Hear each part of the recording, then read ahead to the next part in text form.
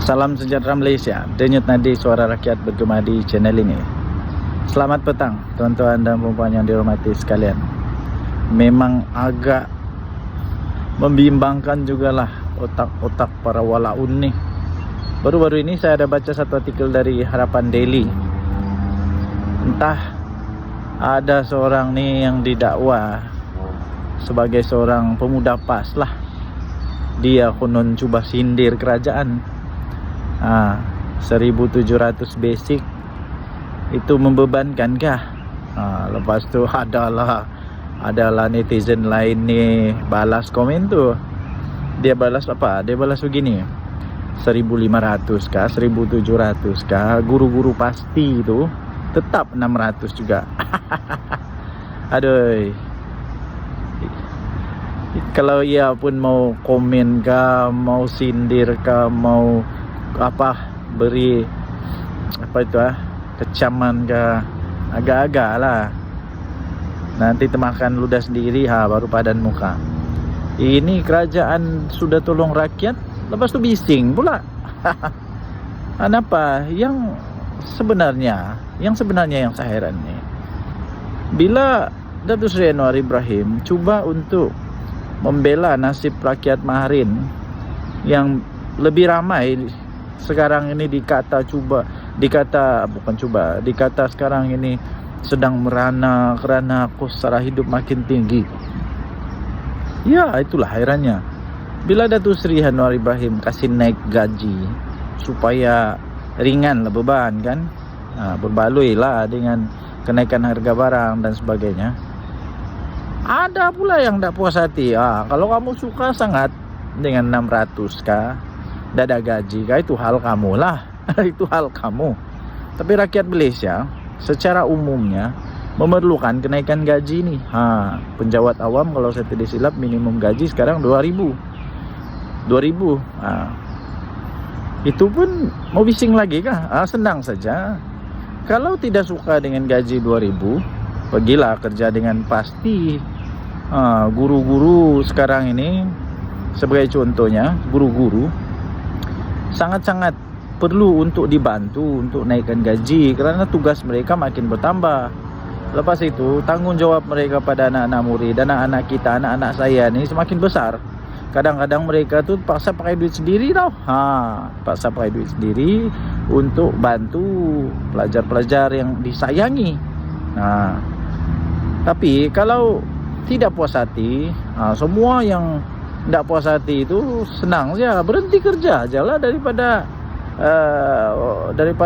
orang-orang yang bagi gaji 1.700, 1.500, berhenti, pergilah kerja, cari kerja yang 600.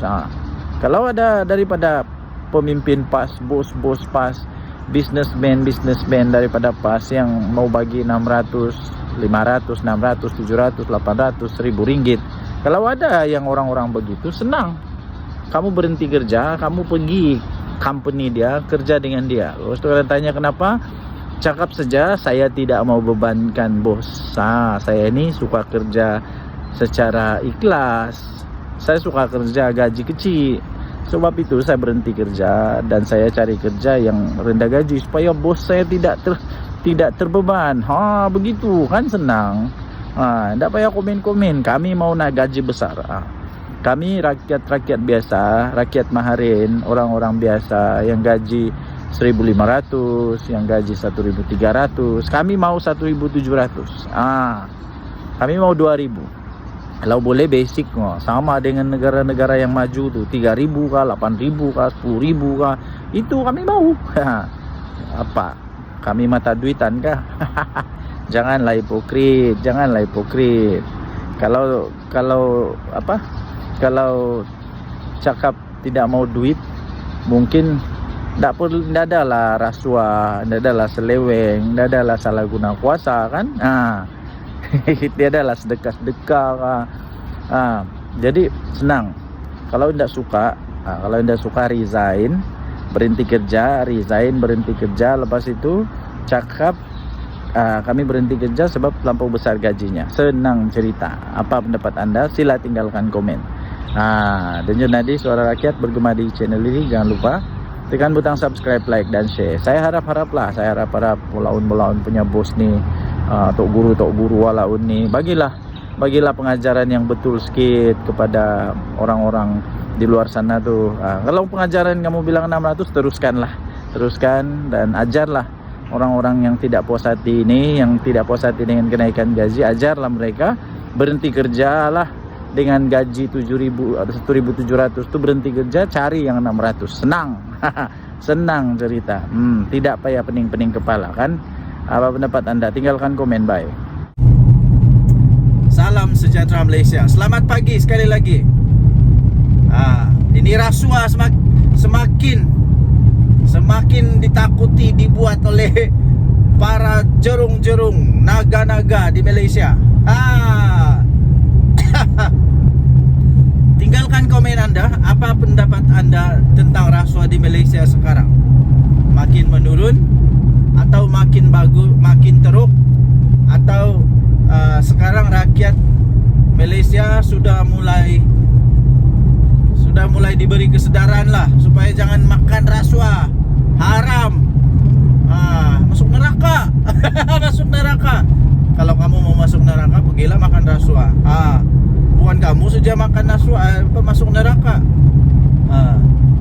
Orang yang makan rasuah itu lagi kesian, tidak tahu apa-apa, terhimpit, terhampit. Orang Sabah bilang terhampit, terikut-ikut, secara tidak sengaja terikut-ikut lah makan duit rasuah. Aduh, kesian. Kalau anak-anak istri pula makan, lagi kesian.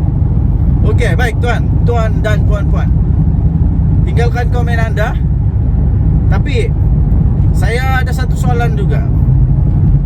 Kenapa sekarang ini barulah macam seolah-olah ada kejayaan di dalam memerangi rasuah? Setelah Datuk Seri Anwar Ibrahim jadi Perdana Menteri, barulah ada nampak seolah-olah ada harapan, sinar harapan bahawa negara Malaysia dalam satu kejayaan, dalam perjalanan kejayaan mengalahkan rasuah yang teruk, yang buruk, merusak negara ini. Kenapa dulu-dulu tidak pula ada begini? Buktinya sekarang banyak rasuah yang bocor. Antaranya yang paling hangat di pasaran ini yang berkaitan sekarang ini MBI ini. Walaui, ini lagi yang serbuan rumah-rumah, siapa ada berjuta-juta duit di dalam rumah. Woi. Kenapa Datuk Seri Anwar Ibrahim punya pemerintahan ataupun dia punya kepimpinan barulah keluar semua ni? Dulu-dulu tak keluar pun. Jadi siapakah orang yang di sebalik dalang itu? Kita tunggu. Sebab Azam Baki, Pesuruhjaya SPRM kata, siapa saja boleh menjadi dalang dia. Tapi yang pasti dengar-dengar kata, dengar-dengar ada ahli politik yang mungkin terlibat. Ada ahli politik yang mungkin terlibat. Siapa dia? Kita tunggulah. Sebagai buktinya pula, baru kemarin saya sendiri dengar rakyat Malaysia berkata sendiri di pejabat, ketika hendak berurusan di pejabat di kaunter depan tu. Aku dengar sendiri dengan telinga mata sendiri dengar. Orang ni kata, "Weh, kau hati-hati bila bagi dokumen semua. Pastikan ianya adalah sahih. Adalah benar, lengkap dan betul-betul genuine. Semua klaim-klaim tu genuine. Nanti SPRM datang dia kata, itulah bukti dia bahawa memang sudah ada kesedaran. Kenapa dulu saya tidak pernah dengar begini ya? Kalau dulu banyak masalah. Sekarang semua masalah dapat ditangani dengan baik. Siapa Perdana Menteri sekarang? Cobalah type sikit komen kamu. Siapa Perdana Menteri sekarang? Sila nyatakan jawapan anda. Tahniahlah diucapkan kepada Datuk Seri Anwar Ibrahim, Perdana Menteri Malaysia. Ini dia. Jadi ini bukti dia lah. Tidak ada harapan lagi untuk Muhyiddin Yassin. Tidak ada harapan lagi untuk Perikatan Nasional. Langsung tidak ada harapan lagi untuk merampas kuasa daripada daripada PHBN ni, daripada Kerajaan Madani.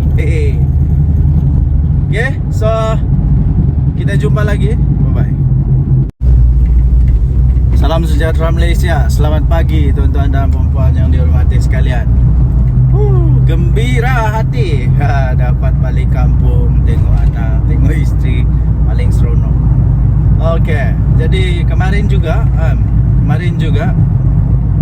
kita telah mendengar pembentangan belanjawan 2025 daripada Perdana Menteri Datuk Seri Anwar Ibrahim.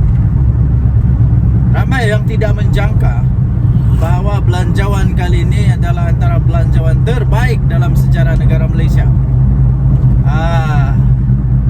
Jadi tertutuplah mulut-mulut para peragu, yang ragu-ragu, selalu kata kerajaan ini kerajaan yang kejam. Mana yang kejamnya? Mana kejamnya? Kali ini betul-betul geng-geng walaun tertutup mulut. Mana yang kejamnya? Aku hairan bila kata kerajaan kali ini kerajaan yang kejam. Kerajaan yang kejam, macam-macam lah dikata. Tapi semua itu sebenarnya hanya bersifat mainan politik. Bila pemimpin dia diheret ke mahkamah sebab ada dakwaan salah guna kuasa, ada dakwaan penyelewengan. Bila pemimpin dia kena heret ke mahkamah kerana menghina institusi diraja yang memang berfakta, siapa ada bukti video katalah kerajaan ni kejam lah, tak berperiksa, macam-macam lah. Dengan belanjawan kemarin ya, yang telah disampaikan oleh Yang Amat Berhormat Perdana Menteri Malaysia, maka dengan ini tertutuplah harapan untuk walaun dan geng-geng walaun untuk mau menumbangkan Datuk Seri Anwar Ibrahim. Tertutup sudah harapan. Langsung tiada harapan lagi. Apa tidak? Semua belanjawan itu memang mendatangkan manfaat yang besar sangat kepada rakyat. Saya fikir ada banyak yang telah dibentangkan oleh Datuk Seri Anwar Ibrahim, Perdana Menteri Malaysia, yang belum pernah dilakukan oleh mana-mana Perdana Menteri. Banyak sangat. Jadi para walaun sekalian, tertutuplah mulut kamu. Di mana belanjawan yang kamu tidak puas hati lagi? Ada saja mesti tidak puas hati. Macamlah dia bagus sangat. Waktu jadi Perdana Menteri dulu, Muhyiddin Yassin buat apa? Waktu jadi kerajaan dulu, Perikatan Nasional buat apa? Apa sumbangannya kepada negara? Waktu dulu Perikatan Nasional memerintah, hutang negara makin bertambah kah atau makin berkurang? Bila Datuk Seri Anwar Ibrahim ambil alih jadi Perdana Menteri, terkejut juga Den. Oh, begini banyak hutang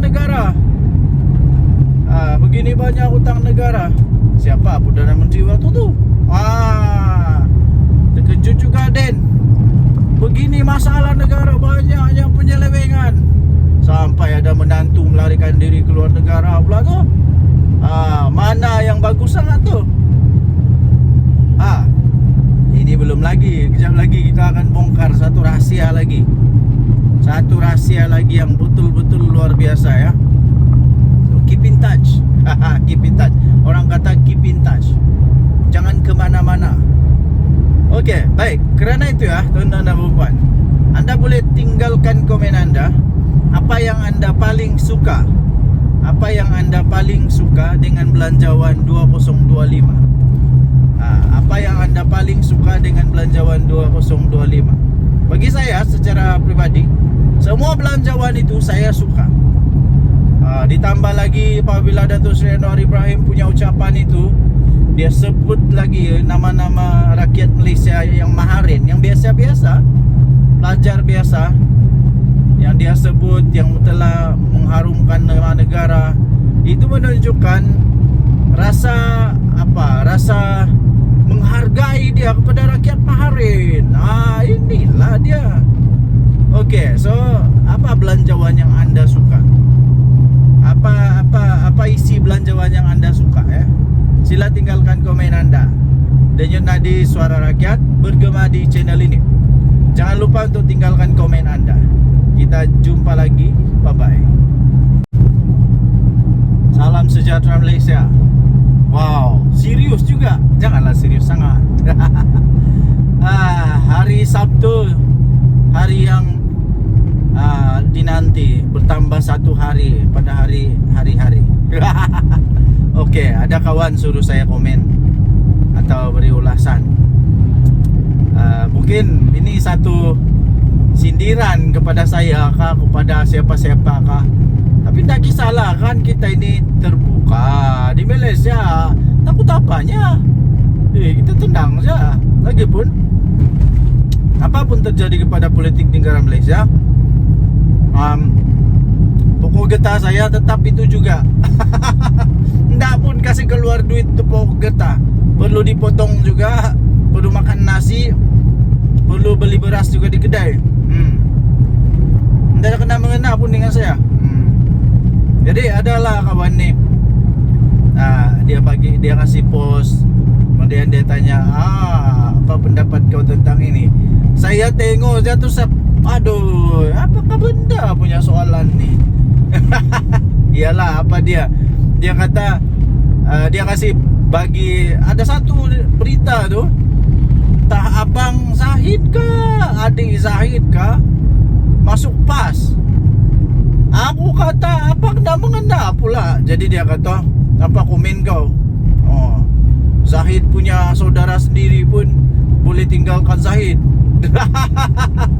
Aduh, ini betul saya terus bingung ini. Apa kena-mengena? Tahukah? Kalau di Sabah, adik-beradik ada parti sendiri tahu. Jadi apa pula masalahnya? Datuk Seri Joseph Pairin Kitingan dengan Tan Sri Jeffrey Kitingan, Datuk Sri dua-dualah, nampaklah Jeffrey dengan Pairin. Jeffrey Kitingan dengan Pairin Kitingan, dua-dua berbeza parti tahu. Satu Star, satu lagi PBS. Bertanding pula tu, berlawan. Tapi di rumah tetap minum kopi sama-sama. Habis kenapa? Apa kebendanya? Itu orang-orang besar tahu di dalam parti. Orang besar di dalam parti. Yang saya mau tanya nih, adik kah, abang Zahid kah, saya pun tak tahulah. Tapi apa pangkat dia di UMNO? Kenapa pula membawa masalah kepada UMNO? Bawalah semua, bawalah. Siapa lagi kamu mau bawa? Bawalah masuk PAS semua. Bawalah masuk PAS semua. Aku betul-betul hairan. Kenapa lah kalau dia masuk PAS? Apa kena-mengena pula? Bubar ke UMNO kalau dia masuk PAS? Adai. Hairan. Apa kena-mengena? Cuba kamu pikir sikit apa kena-mengena dengan UMNO? Dia bukan presiden UMNO. MP lah, tidak. Dia apa? Adun? Enggak juga. Enggak ada apa-apa tahu. Enggak ada apa-apa. signifikan pun kepada PAS, kepada UMNO, ya. PAS pun dah apa-apa signifikan, dah pun kelebihan kepada PAS. Kalau kamu mau kasih tanding, dia kasih tanding je lah. Dah kisahlah. Oke, kita isi minyak dulu. Tenang-tenang kamu. Kita mesti isi minyak dulu. Nanti kita kehabisan minyak, nah mati kita di tengah jalan. Kita isi minyak dulu. Kamu tenang-tenang, aku isi minyak dulu.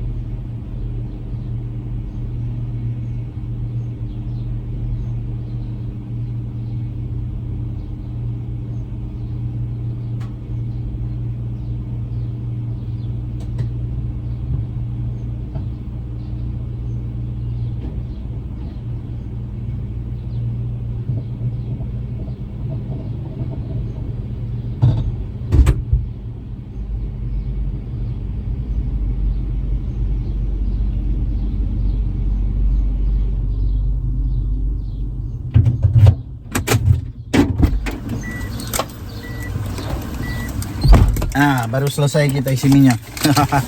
Segalanya berjalan lancar.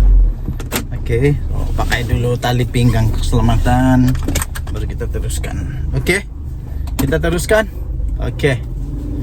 Tuhan jaga langkah saya, Tuhan menjaga perjalanan saya, berkati semoga semua oke saja. Tuhan menjaga kita semua. Oke, amin. Oke, Tuhan yang menjaga kita semua. Oke, hati-hati memandu. Oke, so tuan-tuan dan puan, sekali lagi, apa kena mengenal dengan UMNO? Kita jumpa lagi, bye. Salam sejahtera Malaysia. Selamat pagi tuan-tuan dan puan. Ini ada satu gambar nih, ya, saya sisipkan lah. Saya sisipkan gambar ini, Anda lihat. Saya tidak tahu gambar ini kena edit kah, gambar ini gambar tahun zaman Firaun kah, entah zaman bila lagi, zaman dulu lagi mungkin, masih zaman Flintstone mungkin, yang ditunjuk semula kah, atau ini gambar tiada kena mengena dengan politik, mungkin hanya gambar makan malam kah, tiba-tiba diedit jadi begitu. Tapi ada kawan lah suruh saya komen sikit, ulas sikit tentang gambar ini. Apa pendapat saya tentang gambar ini? Setujukah tidak? Dan apa di hati saya tentang gambar ini? Pertama sekali, itulah saya kata tadi, saya tidak pasti gambar ini gambar apa, tentang apa, diedit ke tidak. Tapi saya anggap saja gambar ini gambar yang genuine. Katakanlah pas mau bergabung dengan JRS, saya tidak setuju. Kenapa saya tidak setuju? Banyak alasannya. Kenapa?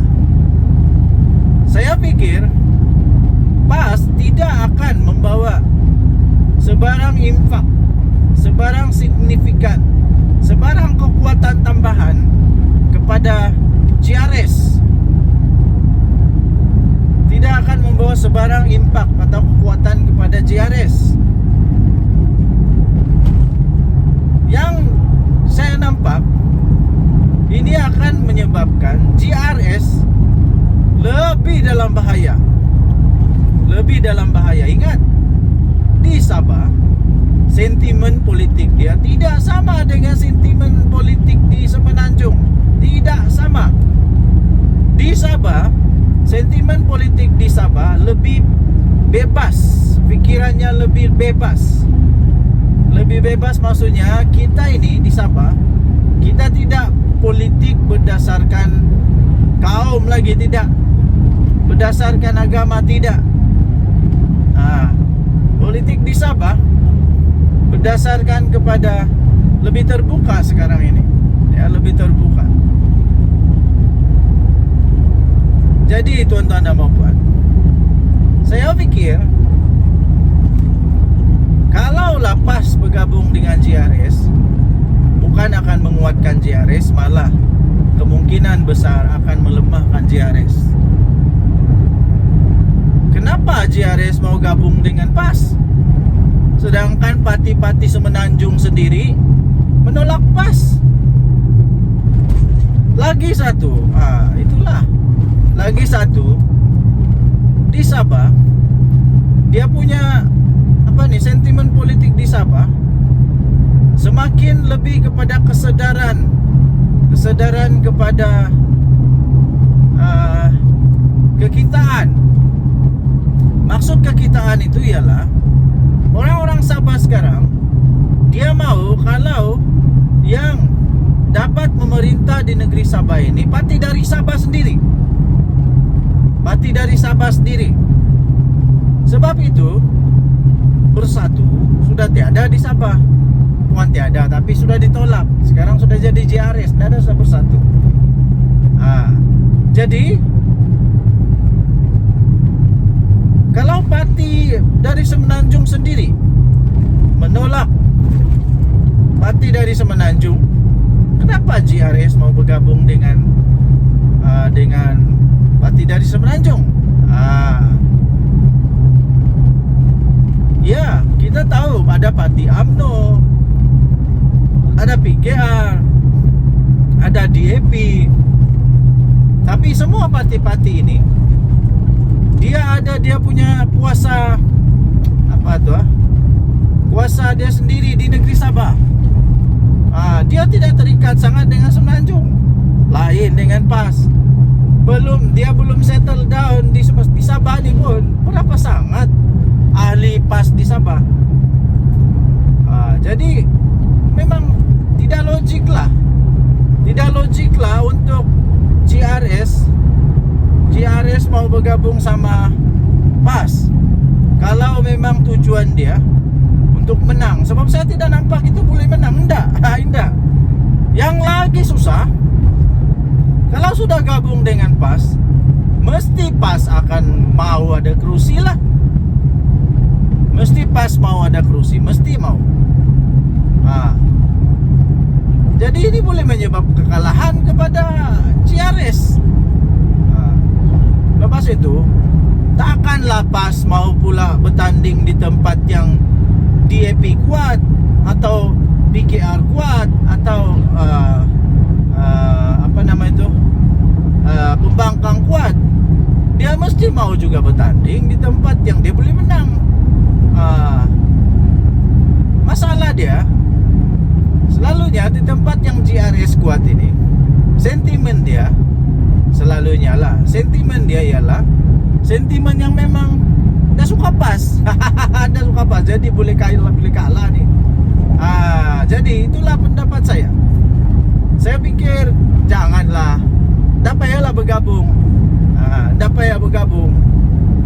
Lepas tu kawan tanya, kalau PAS sama GRS bergabung, kau mau tolong dorang kempen kah? Indah, aku tak mau tolong dorang kempen. Indah, aku mau tolong kempen. Indah, saya tidak akan tolong kempen kalau GRS gabung dengan PAS. Indah. Sebab kenapa saya tidak setuju kan? Saya tidak setuju gabungan di antara dua parti politik ini. Jadi kalau saya tidak setuju, kenapa saya mau tolong kempen pula? Tapi indahlah juga saya menghasut orang supaya jangan undi mereka. Tidaklah, suka hati korang lah. Kamu mau undi siapa, suka hati kamu lah. Itu kamu punya hal. Kita di negara demokrasi apa? Tapi saya indah akan undi GRS atau PAS kalau diorang bergabung. Indah, saya bagi tahu indah. Tapi undi adalah rahasia. Undi adalah rahasia. Tapi saya tidak kempen lah, itu saja. Tidak kempen. Lagipun saya memang dah suka berkempen. Pandai-pandai lah kamu berkempen. Hanya kena bayar duit untuk berkempen. Jadi bikin apa? Jadi terpulang kepada anda, apa pendapat anda? Tapi saya tidak setuju lah. Saya tidak setuju. Banyak lagi sebab dia yang lain. Kalau ditulis semua sebab dia, boleh siap 13 buah buku tau. Boleh siap 13 buah buku. Kau boleh buat tesis panjang lebar itu. Nanti dia punya kesimpulan tesis dia. What is your thesis? My thesis is kalah. Itu saja pendek, satu perkataan, kalah. Kalah, boleh kalah GRS nih. Boleh kalah GRS kalau dia bergabung dengan PAS. Kalau lah. Jadi tentang gambar ini saya pun tidak tahu betul atau tidak. Tapi itulah pendapat. Mau bergabung suka hati kamu. Tapi ada konsekuensi dia. Hati-hati ya. Oke. Kalau di Semenanjung kalah. Di Sabah boleh menang kah? Dan yang tadi Suara Rakyat, kita jemput lagi. Kita jumpa lagi. Bye bye. Salam sejahtera Malaysia. Dan yang tadi Suara Rakyat bergema di channel ini. Kita gelak dulu. Kita gelak dulu. Saya masih ingat tau. Masih ingat lagi. Hadiah wang. Hadiah wang. Lucu juga orang tua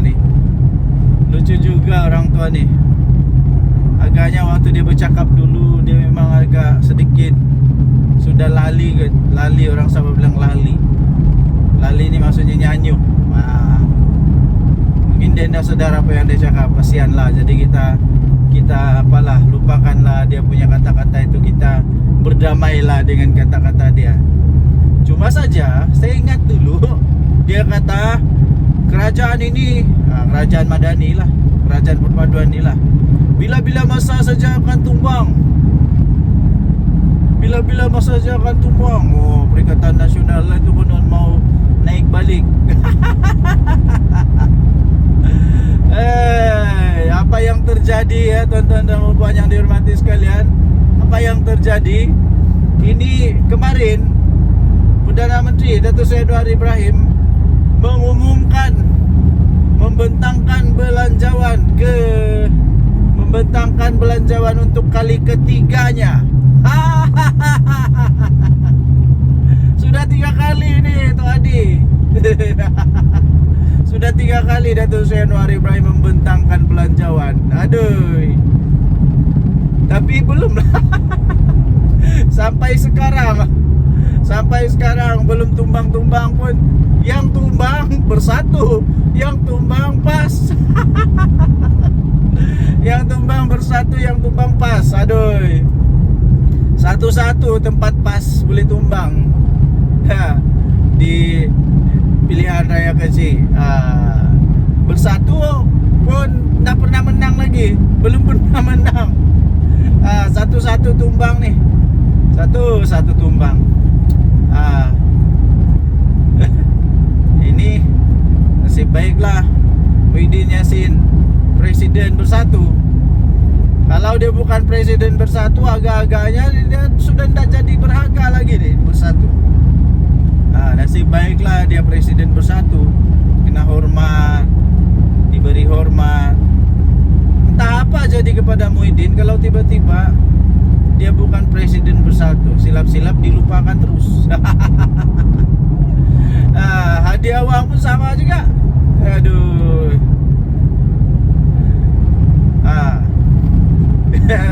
Di mana sudah yang mau kasih tumbang tuh? Beginilah saya bagi kesimpulan, Perikatan Nasional tidak akan mampu untuk membentuk semula kerajaan. Nah. Setakat ini enggak ya. Kenapa? Banyak sangat sebab dia. Banyak sangat sebab. Sebab yang pertama, kalau sudah nanti pembagian kursi pun sekurang-kurangnya bersatu pun mau ada kursi kan, tapi masalah dia setiap kali bersatu pun tanding kalah. Jadi kecuali lah kalau semua pas mau tanding, ada harapan dia menang lah. Tapi untuk membentuk kerajaan perlu 112. Masalahnya pas tidak cukup 112. Macam mana pun pas tidak akan dapat 112. Tidak akan. Kecuali dia bergabung dengan mana-mana parti politik. Masalah dia mana? Siapa lagi yang mau bergabung sama PAS? Siapa lagi? Kecuali bersatu. Bersatu ini saja yang terdesak.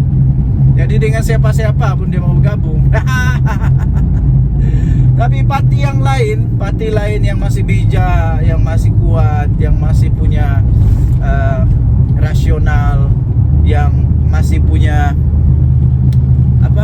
keyakinan untuk menang, yang tiada masalah, parti yang tidak payah kasih selamat dia punya presiden, tidak payah kasih selamat dia punya setiausaha kah, menantu kah.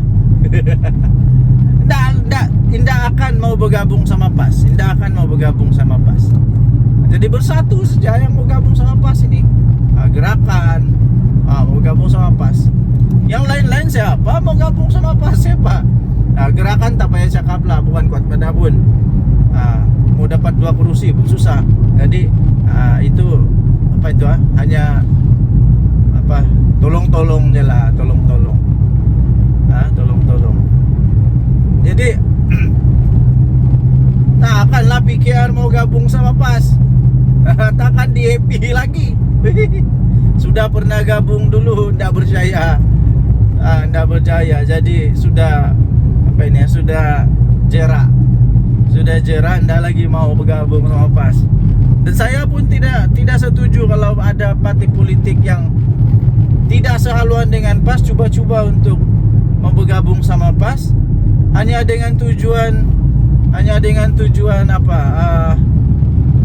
kepentingan pribadi dan kepentingan politik saja, bukan untuk kepentingan negara Malaysia, tapi ya menyusahkan, merosakkan saja. tapi gak pas lah. Kalau pas betul-betul kuat, pergilah bertanding sendiri. Tapi tidak akan lah. Jadi karena itu memang kemungkinan untuk Perikatan Nasional, kemungkinan untuk Perikatan Nasional dapat memerintah sekali lagi itu betul-betul hampir kosong peluang dia. Peratusan dia memang hampir kosong.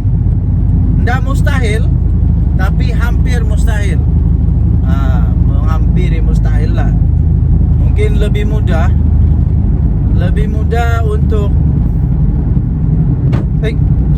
untuk orang lain jadi Perdana Menteri daripada Perikatan Nasional yang jadi Perdana Menteri. Jadi tidak ada kemungkinan lah, ya, tidak ada kemungkinan. Jadi lupakanlah mimpi-mimpi yang pelik-pelik tuh. Lupakanlah mimpi-mimpi yang pelik-pelik. Tidak ada sudah kemungkinan, ya. Hati awang, jangan lagi sebut-sebut mau kasih tumbang. Tidak ada sudah. GRS GPS tidak akan bergabung sama PAS. Nggak tahu lah, bah. Nggak tahu lah macam mana. Oke, so tuan-tuan dan perempuan yang dihormati sekalian, apakah pendapat anda? Sila tinggalkan komen. Sila tinggalkan komen anda. Denyut nadi suara rakyat bergabung pula, bergema di channel ini. Sila tinggalkan komen anda sekali lagi. Kita jumpa lagi. Selamat pagi Malaysia. Bye bye. Salam sejahtera Malaysia. Selamat pagi tuan-tuan dan perempuan yang dihormati sekalian. Gembira hati dapat balik kampung, tengok anak, tengok isteri, paling seronok. Oke, jadi kemarin juga kita telah mendengar pembentangan belanjawan 2025 daripada Perdana Menteri Datuk Seri Anwar Ibrahim. Ramai yang tidak menjangka bahawa belanjawan kali ini adalah antara belanjawan terbaik dalam sejarah negara Malaysia. Jadi tertutuplah mulut-mulut para peragu, yang ragu-ragu, selalu kata kerajaan ini kerajaan yang kejam. Mana yang kejamnya? Mana kejamnya? Kali ini betul-betul geng-geng walaun tertutup mulut. Mana yang kejamnya? Aku hairan bila kata kerajaan kali ini kerajaan yang kejam. Kerajaan yang kejam, macam-macam lah dikata. Tapi semua itu sebenarnya hanya bersifat mainan politik. Bila pemimpin dia diheret ke mahkamah sebab ada dakwaan salah guna kuasa, ada dakwaan penyelewengan. Bila pemimpin dia kena heret ke mahkamah kerana menghina institusi diraja yang memang berfakta, siapa ada bukti video, katalah kerajaan ni kejam lah, tak berperiksa, macam-macam lah. Dengan belanjawan kemarin, ya, yang telah disampaikan oleh Yang Amat Berhormat Perdana Menteri Malaysia, maka dengan ini tertutuplah harapan untuk walaun dan geng-geng walaun untuk mau menumbangkan Datuk Seri Anwar Ibrahim. Tertutup sudah harapan. Langsung tiada harapan lagi. Apa tidak? Semua belanjawan itu memang mendatangkan manfaat yang besar sangat kepada rakyat. Saya fikir ada banyak yang telah dibentangkan oleh Datuk Seri Anwar Ibrahim Perdana Menteri Malaysia yang belum pernah dilakukan oleh mana-mana Perdana Menteri. Banyak sangat. Jadi para walaun sekalian, tertutuplah mulut kamu. Di mana belanjawan yang kamu tidak puas hati lagi? Ada saja mesti tidak puas hati. Macamlah dia bagus sangat. bagus sangat. Waktu jadi Perdana Menteri dulu, Muhyiddin Yassin buat apa? Muhyiddin Yassin buat apa? Waktu jadi kerajaan dulu, Perikatan Nasional buat apa? Apa sumbangannya kepada negara? Waktu dulu Perikatan Nasional memerintah, hutang negara makin bertambah kah atau makin berkurang? Bila Datuk Seri Anwar Ibrahim ambil alih jadi Perdana Menteri, terkejut juga Den. Terkejut juga Den. Wah, begini banyak hutang negara. Begini banyak hutang negara.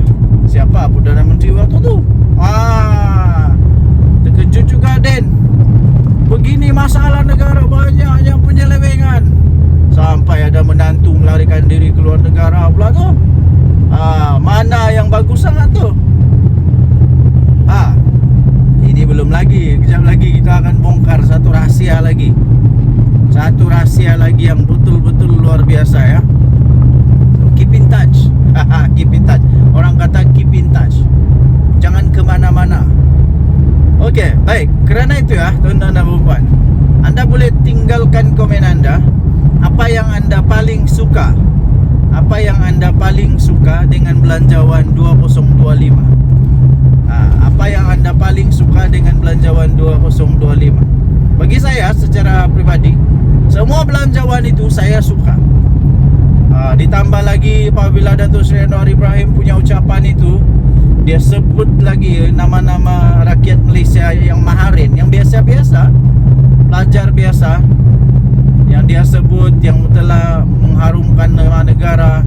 Itu menunjukkan rasa rasa menghargai dia kepada rakyat maharin. Inilah dia. Okey, so apa belanjawan yang anda suka? Apa isi belanjawan yang anda suka ya? Sila tinggalkan komen anda. Denyut Nadi Suara Rakyat bergema di channel ini. Jangan lupa untuk tinggalkan komen anda. Kita jumpa lagi. Bye-bye. Okey, salam sejahtera Malaysia.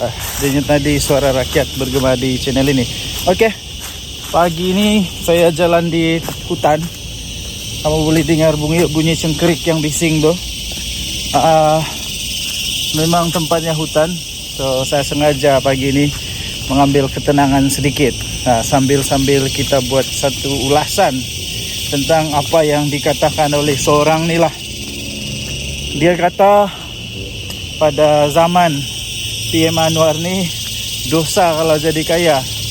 Apa benda yang kau cakap ni pakcik? Pertama sekali saya mau tanya, kau tu maha kaya kah?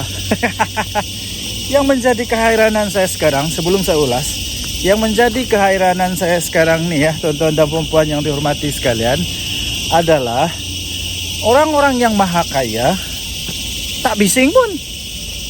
Orang-orang yang maha kaya, orang-orang yang betul-betul kaya ni tak pun bising.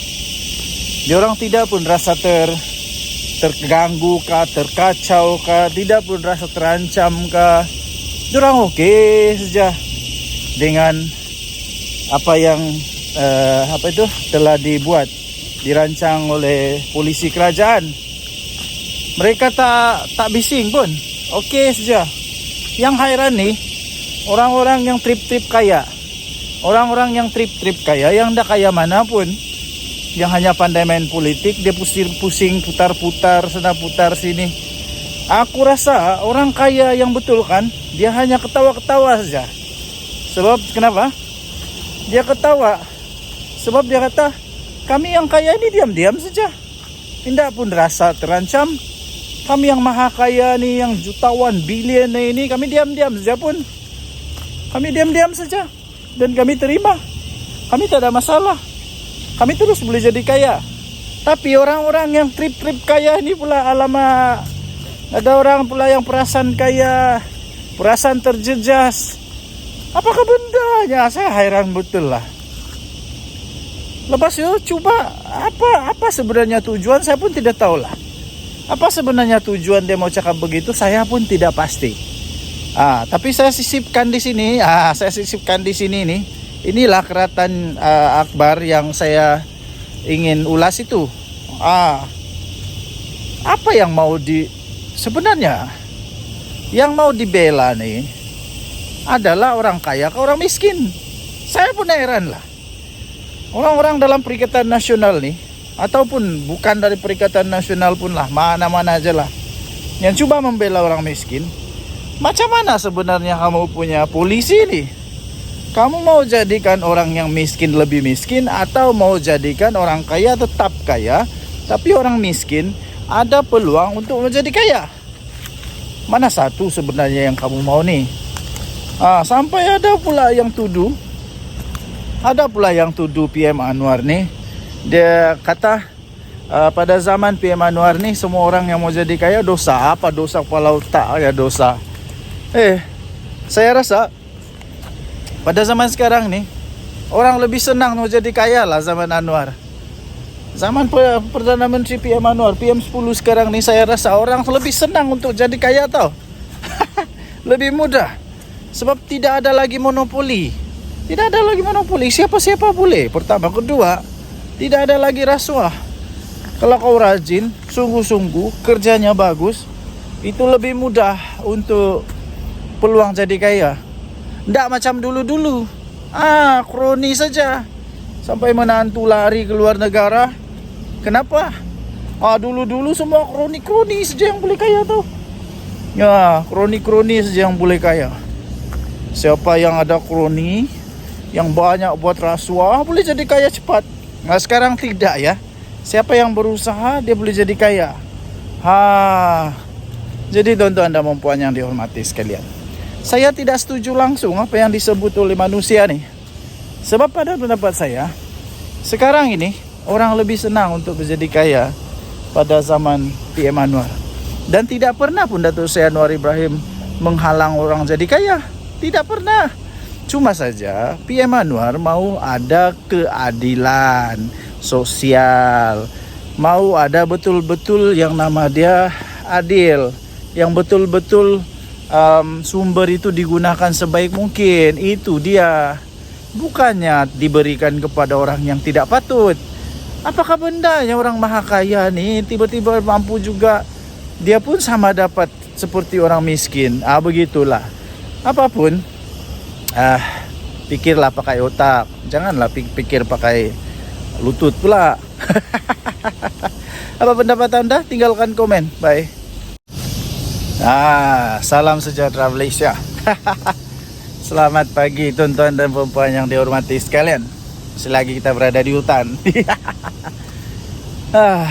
Akhirnya adalah orang yang berani jawab kepada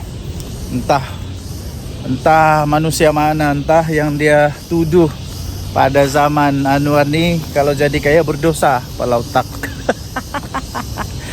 Hairan betul saya lah. Okey. Kemudian soalan dia mudah saja. Jawapan dia mudah.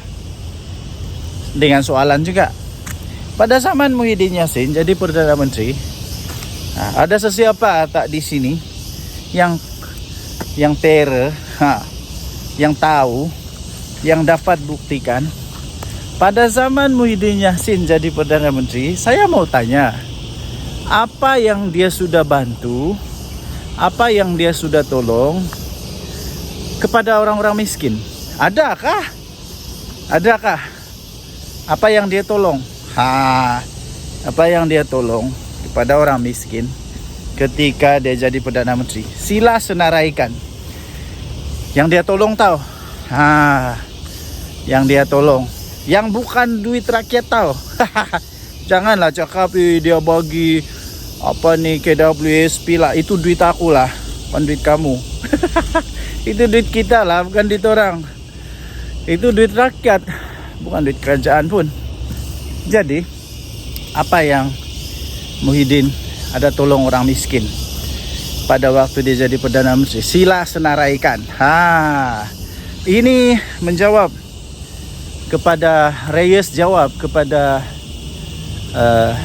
tomahan, tuduhan daripada seorang manusia ni. Dia kata berdosa kalau jadi kaya pada zaman Datuk Seri Anwar Ibrahim. Tapi Ada orang teriak-teriak lah. Entah apa dong teriak-teriak. Mungkinkah ada apa harimau kumbang di belakang? Atau beruang? Oke. So, pada pendapat saya, sekali lagi saya ingin nyatakan bahwa sebenarnya pada zaman PM Anwar sekarang ini, manusia lebih senang, lebih terbuka untuk boleh jadi jutawan berbanding dulu-dulu, berbanding daripada zaman-zaman penuh dengan penuh dengan kroni. Buktinya tengoklah Jana Wibawa siapa yang dapat. Tengoklah projek-projek yang lain, siapa yang dapat. Siapa yang kantoi dengan minyak masak. Tengoklah kan. Jadi saya ingin sabarlah. Seperti Reis kata, dia tanya, pada zaman Muhyiddin jadi Perdana Menteri, apa yang dia sudah buat untuk orang miskin? Jawab, jangan tak jawab. Tinggalkan komen Anda. Kita jumpa lagi, bye-bye. Oke, salam sejahtera Malaysia. Denyut nadi suara rakyat bergema di channel ini. Oke, pagi ini saya jalan di hutan. Kamu boleh dengar bunyi cengkerik yang bising tuh. Memang tempatnya hutan. So saya sengaja pagi ini mengambil ketenangan sedikit. Sambil kita buat satu ulasan tentang apa yang dikatakan oleh seorang nih lah. Dia kata pada zaman PM Anwar nih dosa kalau jadi kaya. Apa benda yang kau cakap nih pakcik? Pertama sekali saya mau tanya, kau tuh maha kaya kah? Yang menjadi keheranan saya sekarang, sebelum saya ulas, yang menjadi keheranan saya sekarang nih ya, tuan-tuan dan perempuan yang dihormati sekalian, adalah orang-orang yang maha kaya tak bising pun. Orang-orang yang maha kaya, orang-orang yang betul-betul kaya ini tidak pun bising. Diorang tidak pun rasa terganggu kah, terkacau kah, tidak pun rasa terancam kah. Diorang oke saja dengan apa yang telah dirancang oleh polisi kerajaan. Mereka tak bising pun, oke saja. Yang heran nih, orang-orang yang trip-trip kaya, orang-orang yang trip-trip kaya, yang dah kaya manapun, yang hanya pandai main politik, dia pusing-pusing, putar-putar, sana putar sini. Aku rasa orang kaya yang betul kan, dia hanya ketawa-ketawa saja. Sebab kenapa? Dia ketawa sebab dia kata, kami yang kaya ini diam-diam saja, tidak pun rasa terancam. Kami yang maha kaya nih, yang jutawan, bilion ini, kami diam-diam saja pun. Kami diam-diam saja dan kami terima. Kami tak ada masalah. Kami terus boleh jadi kaya. Tapi orang-orang yang trip-trip kaya ini pula, alamak, ada orang pula yang perasaan kaya, perasaan terjejas. Apakah bendanya? Saya heran betul lah. Lepas itu coba apa sebenarnya tujuan, saya pun tidak tahu lah. Apa sebenarnya tujuan dia mau cakap begitu, saya pun tidak pasti. Tapi saya sisipkan di sini. Saya sisipkan di sini nih. Inilah keratan akbar yang saya ingin ulas itu. Apa yang mau sebenarnya yang mau dibela nih adalah orang kaya ke orang miskin. Saya pun heran lah. Orang-orang dalam Perikatan Nasional nih, ataupun bukan dari Perikatan Nasional pun lah, mana-mana aja lah, yang coba membela orang miskin. Macam mana sebenarnya kamu punya polisi nih? Kamu mau jadikan orang yang miskin lebih miskin, atau mau jadikan orang kaya tetap kaya, tapi orang miskin ada peluang untuk menjadi kaya? Mana satu sebenarnya yang kamu mau nih? Sampai ada pula yang tuduh PM Anwar nih. Dia kata pada zaman PM Anwar nih, semua orang yang mau jadi kaya dosa. Apa dosa kepala otak ya dosa? Saya rasa pada zaman sekarang nih, orang lebih senang mau jadi kaya lah zaman Anwar. Zaman Perdana Menteri PM Anwar, PM10 sekarang nih, saya rasa orang lebih senang untuk jadi kaya tau. Lebih mudah. Sebab tidak ada lagi monopoli. Tidak ada lagi monopoli, siapa-siapa boleh. Pertama, kedua, tidak ada lagi rasuah. Kalau kau rajin, sungguh-sungguh, kerjanya bagus, itu lebih mudah untuk peluang jadi kaya. Tidak macam dulu-dulu. Kroni saja. Sampai menantu lari ke luar negara. Kenapa? Dulu-dulu semua kroni-kroni saja yang boleh kaya tau. Ya, kroni-kroni saja yang boleh kaya. Siapa yang ada kroni, yang banyak buat rasuah, boleh jadi kaya cepat. Nah, sekarang tidak ya. Siapa yang berusaha, dia boleh jadi kaya. Jadi tuan-tuan dan puan yang dihormati sekalian, saya tidak setuju langsung apa yang disebut oleh manusia nih. Sebab pada pendapat saya, sekarang ini orang lebih senang untuk menjadi kaya pada zaman PM Anwar. Dan tidak pernah pun Datuk Seri Anwar Ibrahim menghalang orang jadi kaya. Tidak pernah. Cuma saja PM Anwar mau ada keadilan sosial. Mau ada betul-betul yang nama dia adil. Yang betul-betul sumber itu digunakan sebaik mungkin. Itu dia. Bukannya diberikan kepada orang yang tidak patut. Apakah bendanya orang maha kaya nih tiba-tiba mampu juga, dia pun sama dapat seperti orang miskin. Begitulah. Apapun, pikirlah pakai otak. Janganlah pikir pakai lutut pula. Apa pendapat Anda? Tinggalkan komen. Bye.